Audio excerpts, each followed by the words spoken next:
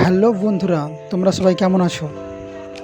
তো আজকে বৃষ্টি হচ্ছিল, তো বন্ধুরা বলল চলো আজকে মাছ ধরতে যাই নদীতে। তো চলে আসলাম গুসাইডোবের নদীতে। তো প্রচণ্ড বৃষ্টি হয়েছে, তো এই কারণে রাস্তা অনেক খারাপ। তো চলে এসেছি নদীর ধারে একদম। তো এই তো নাসিম মোহাম্মদ আছে এখানে, রাকেশের ছেলে। তো মামু খুব হাসছে। দেখা যাক আজকে মাছ পাচ্ছি কি পাচ্ছি না।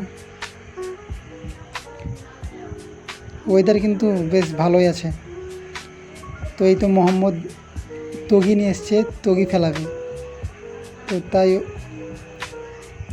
তো নাসিম মামা আমার ছিপটা তৈরি করছে, আমি ওকে সুতো দিচ্ছিলাম।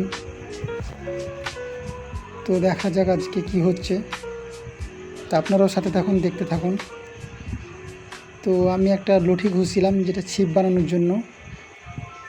তো যেহেতু কিছু নিয়ে আসিনি, তো তার জন্য খুঁজে পেলাম না কিছু।